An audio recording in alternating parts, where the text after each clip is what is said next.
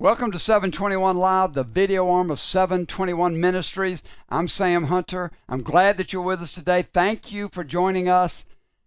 I spent last week, Monday afternoon through Friday morning, at Mepkin Abbey with the monks.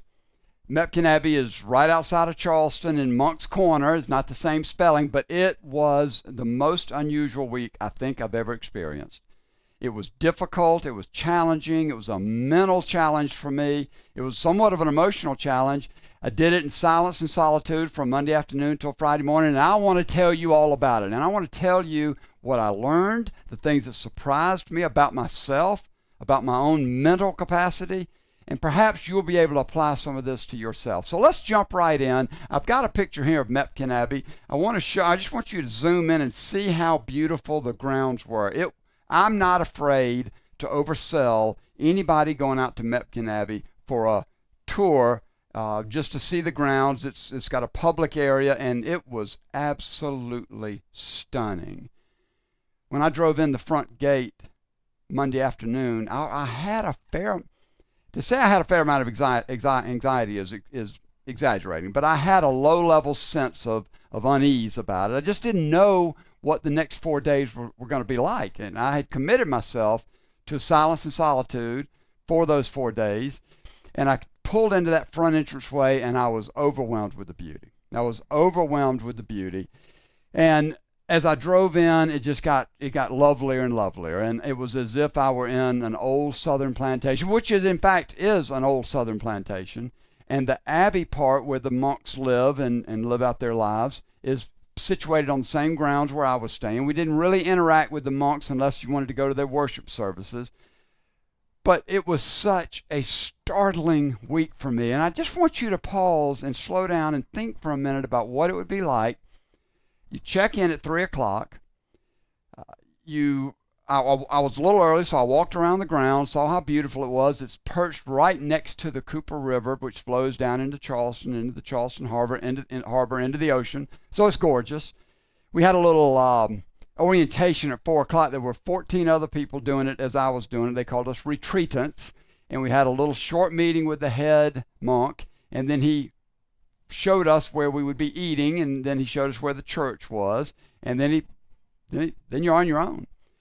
I don't typically eat on Mondays. I fast on Mondays, so I didn't go to the little supper.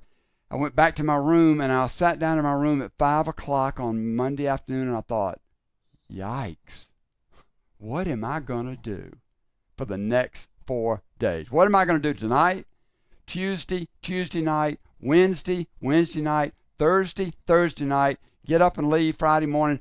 I was not at ease about this. Now, you may think that it would be wonderful and lovely, but I challenge you to try it.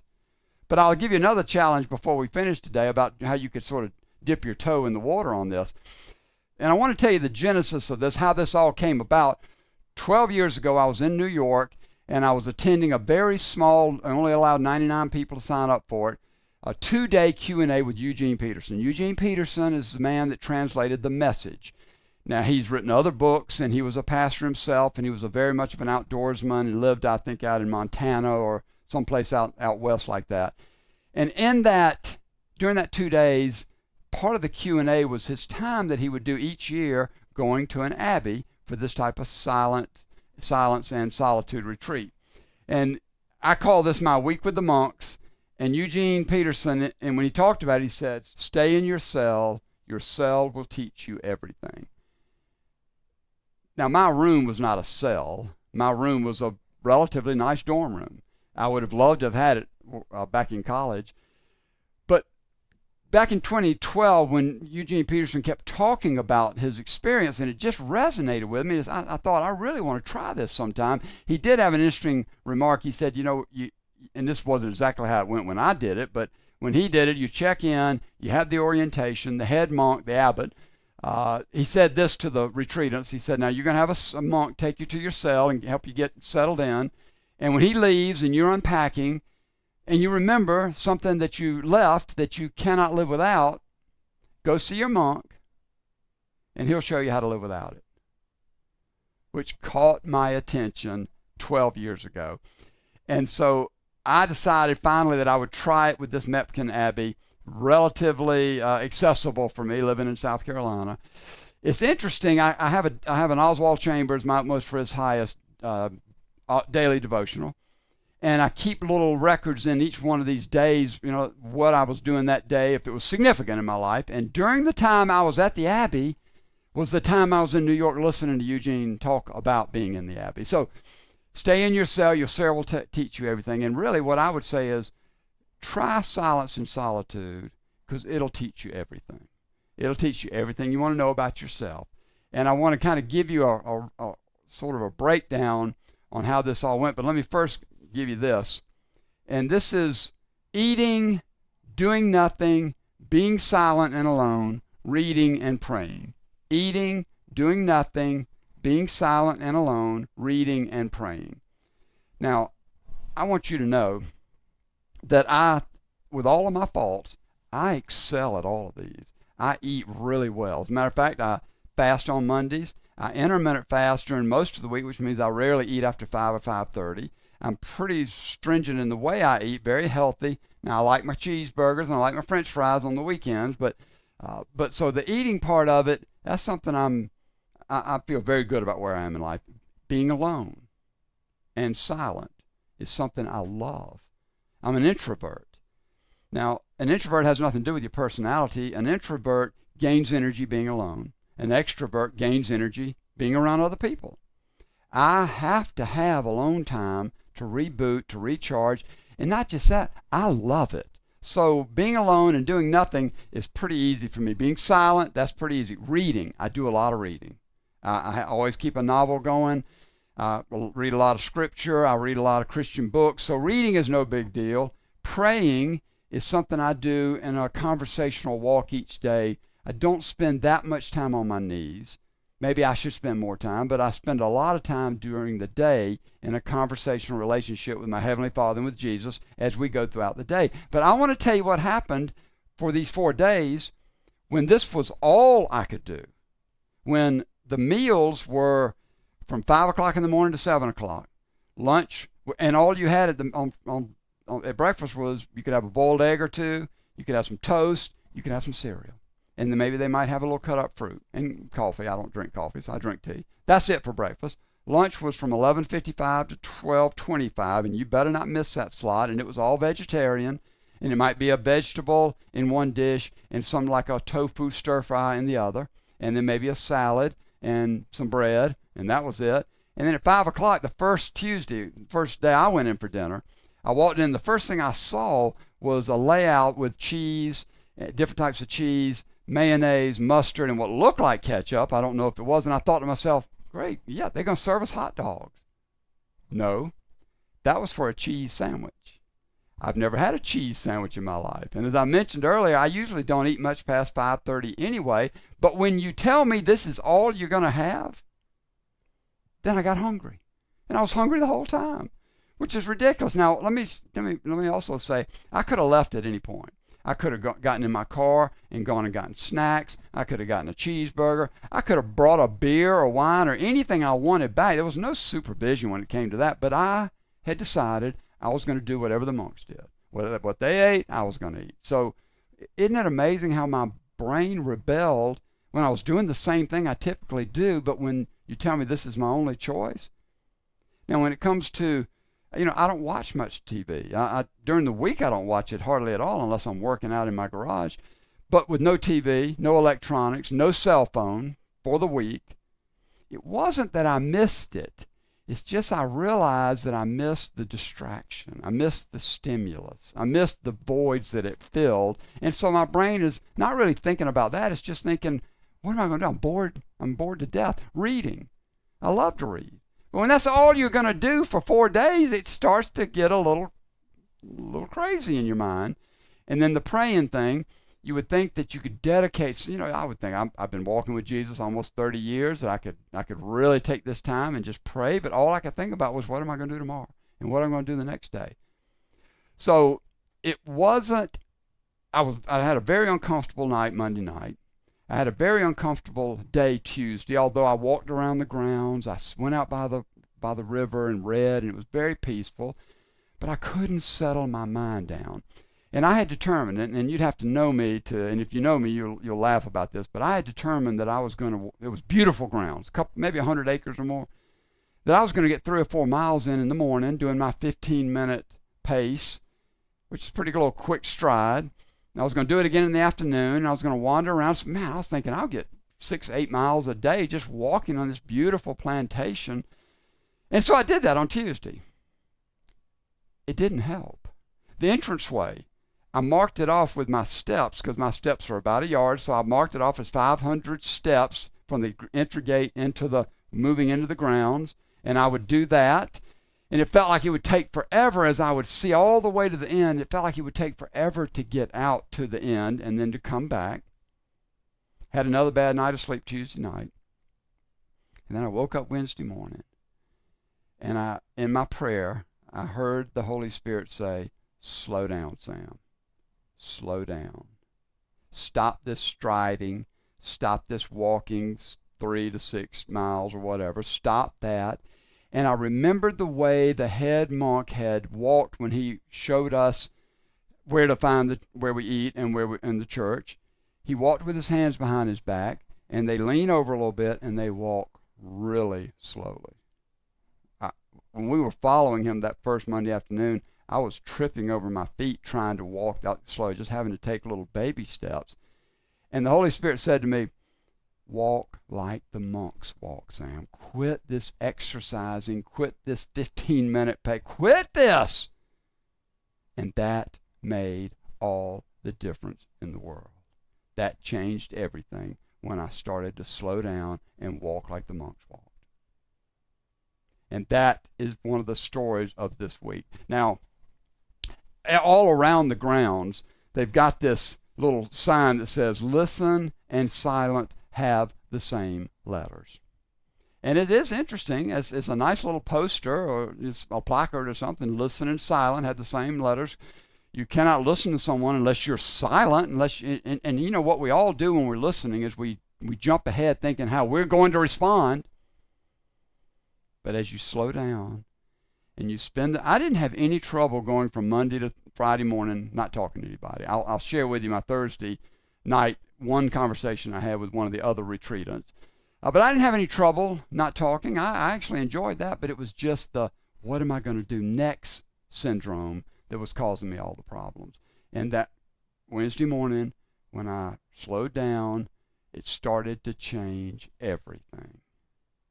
Now, during Wednesday and Thursday, my mind would jump out of my little silence and solitude and start fretting about what am I going to do tomorrow? I'm bored. What are we going to do when we get out? I could leave on Thursday night. Nobody would know the difference. I can get out of here. I can go see my wife. I can have a glass of wine if I want to. I can turn on a TV and watch a movie or a basketball game. And my mind would jump out of the present and go to the future, or it might jump out of the present and go to the back, and I would go to the past. And I would have to say, stay in the moment. Stay in the moment, Sam. Stay in the moment. And I was able to do that. So Monday and Tuesday, didn't sleep well, nervous energy, was enjoying the grounds. If you'd have talked to me, you wouldn't have known that. But inside, it was a real struggle. It was a mental battle for me. And it surprised me. As I moved on through the next 2 days, I was able to absorb. I read, and I'll show you this next week, but I read Brother Lawrence's Practicing the Presence of God. He was an actual monk, and that helped slow me down. I read John Eldredge's book, Get Your Life Back, which is excellent, and I'll show that to you next week, and that helped slow me down. I was reading the scriptures, and I had 2 novels, and I was enjoying them both so much, I read them both. One, I'd read 100 pages or 50 pages in one. Normally, I fall asleep. I'm in my bed each night at 6:45. There's nothing else to do. It's dark outside. What are you going to do? So I'd get into bed and I'd try to read for a couple hours so I could at least stay up till 9 o'clock. It was an incredible challenge. And I have some thoughts going throughout the week, and I want to share those with you. And one other thing I want to mention, I had talked in the past few videos about what Satan does to us. He gets our mind off of the lavish and gets us focused on the lack. Adam and Eve, they were surrounded by this incredible garden, just like this incredible plantation. They were surrounded by these luscious trees and fruit, And Satan got them to focus on the one thing they couldn't have, and that was that tree, the fruit of the tree of knowledge of good and evil. That was Sam for the first 2 days. I couldn't see the lavish because I was focused on the lack, what I cannot do, I'm bored, what I cannot eat, my own lack of freedom of choice, which I put on myself. So that was an epiphany for me, that I'd let Satan trick me into missing the lavish and focusing on the lack. I also thought about this, being still and quiet when isolated and insulated. That's one thing. And that's what I was doing. I was being still and quiet. I was isolated and I was insulated. And that was an incredible challenge. Number 2 might be even more of a challenge, being still in your heart while still moving with a calm, relaxed pace. Number 3, being Mary in a Martha world. And we'll talk about that in a moment. Being still in a storm. You see, I had to learn to be still while I was isolated and insulated from the world. I want to take that stillness as I continue with a calm, relaxed pace, the pace of the monks. But I was still moving. None of us are talking about sitting in a closet all day and praying and expecting God to take care of your life. There is a pace, but is yours a calm, relaxed pace? And then being silent, being still in my heart when I have to get a lot of things done. When the press of the world and the press of my business or the press of your business or whatever, when I have things that have to get done, when there are preparations to be made, when people are coming for dinner or I've got a meeting and I've got to be prepared for it, can I be still in that frenetic preparation time? And then 4th, can I be still in a storm? Can my heart be still in a storm? Let's take them one at a time as we go through this. Being still and quiet when isolated and insulated. This is a familiar story. Right at the beginning of Mark's gospel, he tells us this. Very early in the morning, while it was still dark, Jesus got up, left the house, and went off to a solitary place where he prayed. Jesus knew he wanted and he needed to get out and be alone with his heavenly Father. So he left everyone and went out to a solitary place where he prayed. Simon and his companions went to look for him, and when they found him, they exclaimed, "Everyone's looking for you." And Jesus probably said, yeah, that's why I came out here, because everyone's looking for me. Everyone's pressing in. I need to isolate myself. I need some solitude. I need what I had for 4 days, silence and solitude. Jesus needed it. If Jesus needed it, we're going to need it. So Jesus gives us the example of that at the very beginning of Mark's gospel. Blaise Pascal. Blaise Pascal was the French philosopher who did a lot of things. One of the things he's credited for is laying the groundwork for the math that became calculus. And he made this statement, which seems to me to be a bit of hyperbole, but nevertheless there is some truth in it. All human evil comes from a single cause, men's inability to sit still in a room. I want you to focus on that for just a minute. Man's inability to sit still in a room. How good are you at sitting still in a room? How good are you at sitting still? One of the challenges that I want to give you, and I think you ought to try it, to sit still for 1 hour.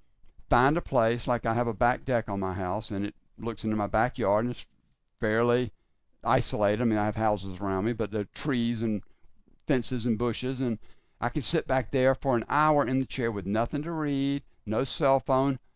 I put my cell phone just inside the door so I can hear it when an hour goes off, or sometimes I'll do it for 2 hours. I challenge you to try that, to sit still. And when Blaise says all human evil comes from a single cause, that is a little bit of an exaggeration, but think about how many times you've made mistakes because you couldn't sit still. You had to do something. You had to make something happen. And because you had to make something happen and could not sit still and wait on the Lord to move, or wait on the Lord to open up your heart, then you made mistakes. So Blaise is on to something here. Being still as Jesus was, in silence and solitude. You try that. I challenge you. I don't think you can do it, quite frankly. 1 hour.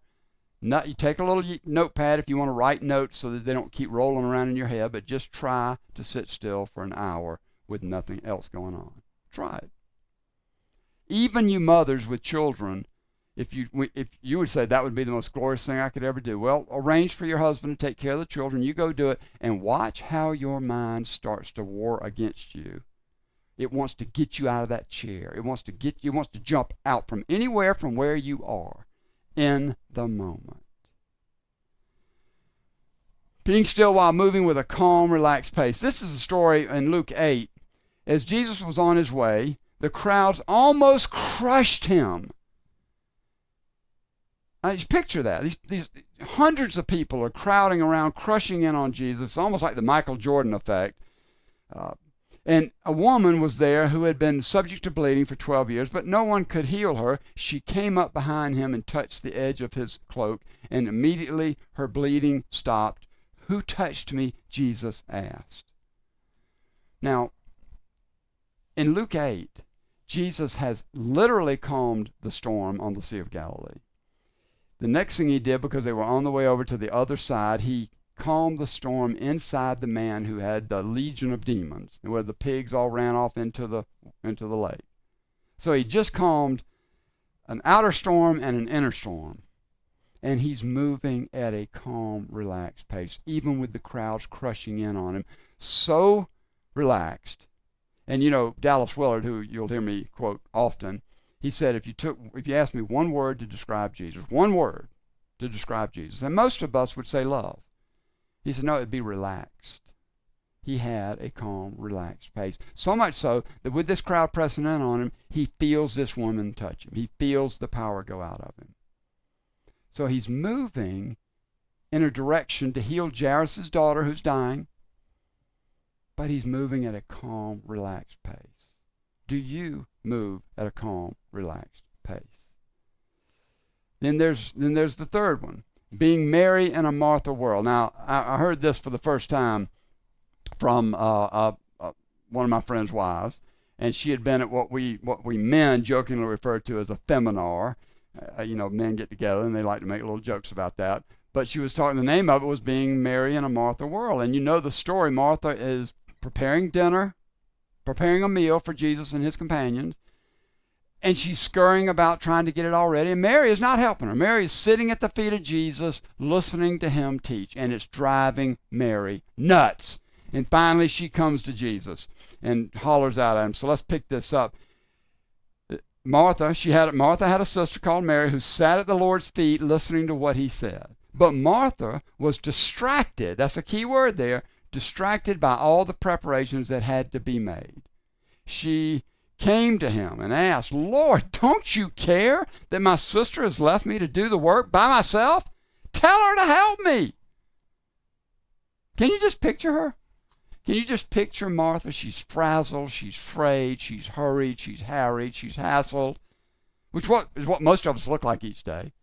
And she finally has enough of it. And she goes to Jesus and says, "Well, I'm sick of this. Get her doing something." And Jesus said, "Martha, let her be. She's being. We're human beings, not human doings. She's being. Martha, Martha," the Lord answered, "you are worried and upset about many, many things, but few things are needed, or indeed only one. Only one. Mary has chosen what is better, and it will not be taken away from her." That word distraction, along with busyness, that is what was totally absent during my 4 days at Mepkin Abbey. There were no distractions. There was no busyness. There was nothing to do. And I was about as frazzled as Martha until I was able to slow myself down and be in the moment. And I want to continue to say it was a struggle. It got easier, but my mind would still try to jump out of the present and go to the future or go back to the past. As a matter of fact, here's another thing I discovered walking slowly like the monks. That 500 yards out to the entryway and back, which if you focused on the entrance, it felt like it took forever to get there. And then it took forever to come back. But when I slowly paced with my arms behind my back, and I looked around. It was like I got there in an instant. I walked more slowly and got there faster, at least in my mind, because now I was not distracted by the destination. I was investing in the journey. And I've heard that saying, you've heard this saying, you don't miss the forest for the trees. And it means don't get so bogged down in the details that you miss the big picture. Well, I was missing the big picture. I was missing the trees, because I was so bogged down in the big picture. I was the complete opposite. I couldn't see these unbelievable trees that you see in the background. I could see them and I could appreciate them, but I wasn't absorbing them. I wasn't in the moment with them because I was distracted by the forest, by all the things to do, the things to think about, the distractions that I kept trying to get into my head. Martha being Mary in a world that we all live in, a Martha world. We all have things we have to do. Can you find that stillness and be in the moment, even when you've got a dinner to prepare, even when you've got a meeting to get ready for? And then being still in a storm. And you know the story of Jesus being on the Lake of Galilee, but I wanted to go back and reference an older testament, Psalm 107. They reeled and staggered like drunkards. They were at their wits' end. Then they cried out to the Lord in their trouble, and he brought them out of their distress. He calmed the storm inside of them. And then we find the same story that was in Luke 8, Matthew 8. The disciples went and woke him, saying, Lord, save us. We're going to drown. The Galilee has turned into a turbulent storm. And he replied, you of little faith, why are you so afraid? And then he got up and rebuked the winds and the waves, and it was completely calm. Jesus can calm the storms around us, but he can always calm the storms in us if we'll let him. Dallas Willard had another observation that I want to share with you. And tell me if you think this is accurate, if this applies to you. We are dominated by values that rule American culture: pursuit of happiness, unrestricted freedom of choice, disdain for authority. Pursuit of happiness, what I think will bring me happy, unrestricted freedom of choice, and disdain for authority. I didn't have any authority at Mepkin Abbey for these 4 days. There was nobody telling me what to do or not to do. I could do whatever I wanted to do, within limits. As long as I was silent. I could get in my car and leave anytime I wanted to. But I had put the authority of the discipline of staying there, and I was kicking against the gourds the whole time. Or at least until Wednesday, when I finally got myself to slow down. This is what Dallas says. I think Dallas is right about this. And I'm going to finish with this: be still and know that I am God. Psalm 46:10. And the Passion Translation says, surrender your anxiety, be still, and realize that I am God. This is one of those psalms, one of those passages that really resonates. And I'm sure you're familiar with it, but be still. And be still. And that's the only way you're going to know that I'm God. If you're not still in your heart, if you don't slow down, you're not going to know him as your Heavenly Father, because you're going to miss the trees for the forest of all the things there is to do, the forest of all the complications of life, in the moment, in the moment, in the moment. Be still, coming out of Psalm 46:10, is the same word that happens in this little story, and then this is where I'm going to wrap things up. Saul was supposed to take care of, he was supposed to destroy the entire army of his enemies, even their sheep and their cattle. Samuel approaches, and Samuel says, what then? You didn't do what you're supposed to do, Saul. What then is this bleating of sheep in my ears? What is this lowing of cattle that I hear? And Saul then starts giving him all kind of excuses. All kind of, this is why it happened. And you can just see him blabbering on. The soldiers brought them from the Amalekites, and they spared the best of the sheep and the cattle to sacrifice to the Lord your God, but we totally destroyed. Stop! Enough, Samuel says. And it's the same word as be still. Just stop. Stop striving. Stop making excuses. Stop thinking about tomorrow. Stop thinking about in the past. Jesus himself said, you don't think about tomorrow. Tomorrow's going to get here. There'll be things to deal with. Stay in the moment. Now, next week, we're going to pick it up here. And I'm going to do this little exercise. Be still and know that I am God. And I'm going to drop one letter off, one word off each time. Be still and know that I am. Be still and know that I. Be still and know that. Be still and know. Be still and. Be still and be. So my challenge to you is to think about being still and actually to try to take an hour and sit still in silence and solitude and see what happens in your mind. Because it is going to be an interesting exercise. And then imagine what it might have been like from my brain as I was trying to process 4 days of the same thing.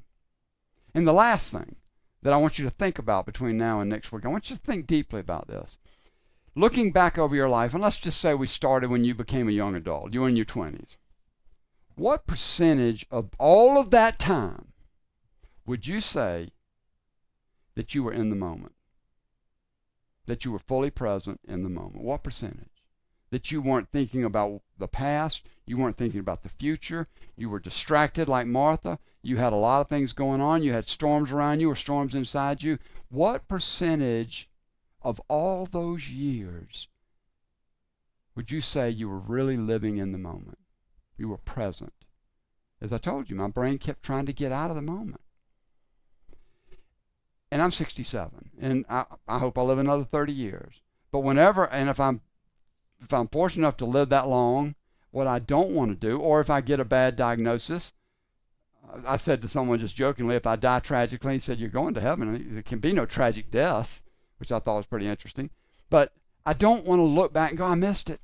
I missed it. It went by so fast, and I was not present at any point. I was always thinking about something else. I missed it. And I don't want that for you, and I sure don't want it for me. And that was one of the takeaways that I came with was, I got to stay in the moment. I got to stay in the moment. I got to be still in my heart and learn to walk like the monks do, even if I have a little quicker pace. We'll talk about some more about my time with the monks at the Abbey next week. I hope you'll come back because I think you'll find it very interesting how we take this be still and know that I am God and break that down a little bit and talk a little bit more about one other epiphany I had, which I'll share with you next week. I hope you will because you know that there's more. There's more, and you absolutely know there is.